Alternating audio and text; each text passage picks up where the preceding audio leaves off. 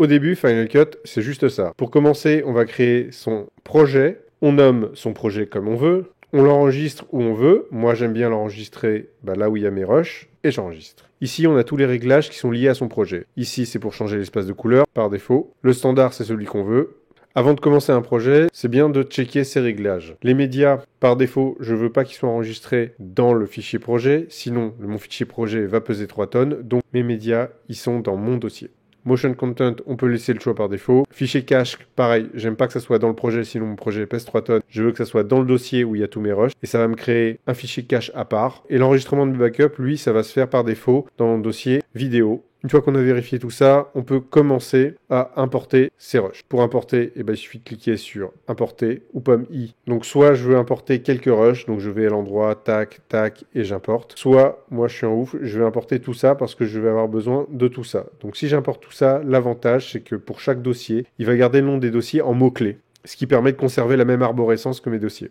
Par défaut, Final Cut copie les rushs dans le fichier projet. Moi, je préfère qu'il les laisse à sa place. Comme ça me permet d'avoir un fichier léger que je peux partager tranquille et que je peux même sauvegarder sur le cloud sans niquer tout mon espace de stockage. Et une fois que c'est fait, boum, tous mes rushs sont là, dans ce dossier. Par défaut, il met la date du jour. Moi, j'aime bien appeler ce dossier rush. Et quand je clique ici, je retrouve tous les noms de mes dossiers. Donc là, j'ai mon dossier Cité Fertile, mon dossier Christo, mon dossier Branly. Il m'a créé aussi un dossier vert et rouge. Mais ça, c'est parce que j'avais tagué en vert ou en rouge ces rushs-là. Une fois qu'on a tout ça, prochaine étape, on crée sa séquence. Ici, j'aime bien créer un autre dossier dans lequel je vais mettre toutes mes séquences de montage. Et maintenant, je crée ma nouvelle séquence de montage que je vais laisser avec les paramètres d'origine. Sauf pour le rendu, j'aime bien le mettre au format ProRes le plus léger possible. Comme ça, mes fichiers cache ne pèsent pas 3 tonnes. Donc, dans cet espace, ici, on va faire notre derush. Le derush, tout con, je vais sélectionner un qui me plaît. Admettons ça. In, jusque là. Out, je l'importe. Une autre façon d'importer, c'est la touche W. Et là, j'ai mes premières images qui suivent. Ensuite, je crée un dossier, éléments, dans lequel je vais ajouter mes effets, mes musiques, tout ça. Je choisis ma musique, je vais mettre celle-ci, tac, voilà, je la mets en dessous. Pour couper, pomme B. Pour trimer, j'ai juste à cliquer et glisser. Et je trim. Par défaut, chez Final Cut, la timeline est magnétique, c'est-à-dire que chaque clip est collé les uns aux autres. Au début, c'est un peu frustrant, mais si ça frustre, pas de panique, il suffit d'appuyer sur P. Ça va annuler le magnétisme et du coup, on se retrouve sur une timeline, on va dire, plus conventionnelle. Mais après, rien ne nous empêche de retourner en timeline magnétique en réappuyant sur A. Si je veux supprimer un gap, monter, descendre un rush, pomme shift haut, pomme shift bas. Pour désactiver un rush, V. Pour le réactiver, V. Pour zoomer, dézoomer dans sa timeline, plus, dézoomer, moins. Pour changer la façon dont on affiche l'audio et la vidéo, c'est ici, dans ces réglages. Ici, tac, tac.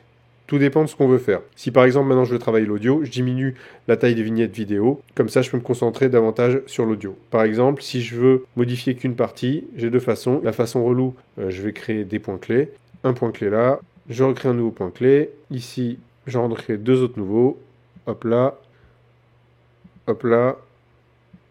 Et voilà, je me suis bien fait chier. Maintenant, la version moins relou. Touche R.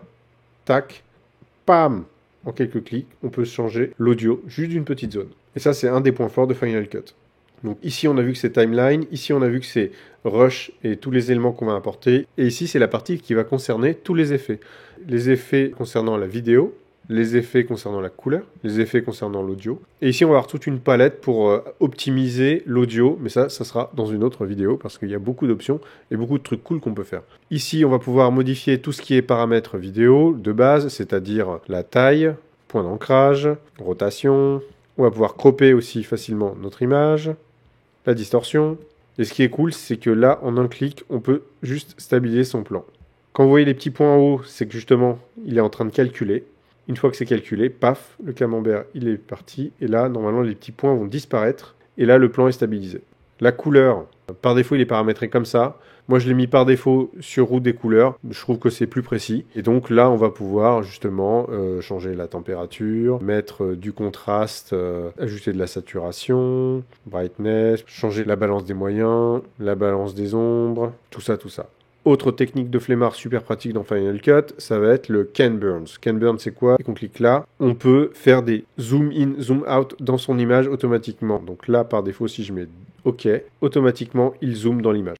Donc plutôt que d'avoir à créer des points clés ici en disant je veux que au début il est à ça et après à la fin je veux qu'il soit là, et ben là ça se fait juste en quelques clics.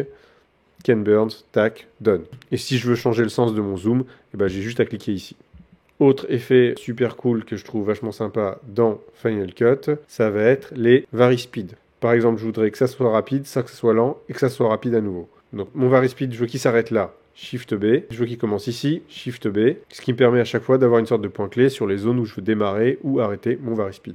Maintenant, j'ai juste à faire took, fast, x4, et ici, on va dire fast fois, allez, 2000, on est des ouf. Et donc, ça donnera ça. Donc c'est une façon de faire des varispeed qui est vraiment propre à Final Cut. C'est un de ses points forts justement à ce logiciel parce que sur d'autres logiciels comme Premiere ou DaVinci, c'est beaucoup plus chiant. Là, c'est assez intuitif, réactif et rapide à faire. Pour terminer les effets, maintenant si on veut aller ici, on va avoir tout ce qui est effet de titrage. Donc moi j'ai une base de données assez fat, mais par défaut il y en a beaucoup moins. Mais si je vais sur les trucs basiques, là on va avoir des presets de titres inclus dans le logiciel, qu'on peut intégrer dans son montage. Et donc modifier comme on veut, voilà, trimer par-ci, trimer par-là, changer soit directement ici ou soit ici. À partir du moment où on a bien sélectionné son calque titre, on va avoir tous les paramètres qui vont apparaître. Ici, concernant tout ce qui va être police, animation in, animation out, ici si on veut l'activer ou la désactiver par défaut. Et si je vais ici, je vais pouvoir changer tout ce qui va être lié à la mise en page.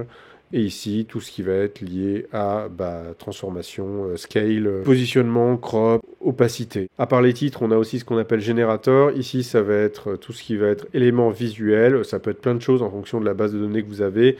On peut avoir par exemple des flammes, des trucs ultra kitsch. En général, ça va surtout être utile si on veut rajouter un fond de couleur ou un fond dégradé par exemple, qu'on va trouver dans Solid, ou je crois que c'est fond en français. On a par défaut des petites couleurs, mais sinon, je peux mettre mon noir ou venir ici si je veux changer la couleur.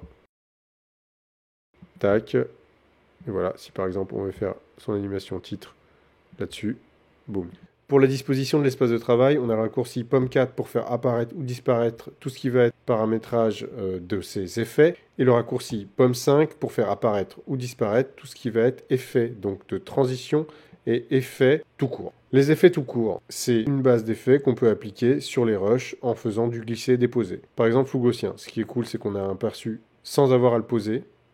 Et si ça nous plaît, drag, drop, bam. Et ici, on va pouvoir accéder aux paramètres pour pouvoir modifier cet effet. Et les petits triangles ici, ça va nous permettre de faire des points clés. Là, par exemple, ce moment, je veux qu'il soit flou. Mais ici, je veux qu'il soit net. Bam. Ensuite, tout ce qui va être effet de transition. Par défaut, il y a le POM-T qui va nous permettre de faire transition classique du fondu. Si vous voulez aller plus loin, c'est ici que ça va se passer. On a de tout.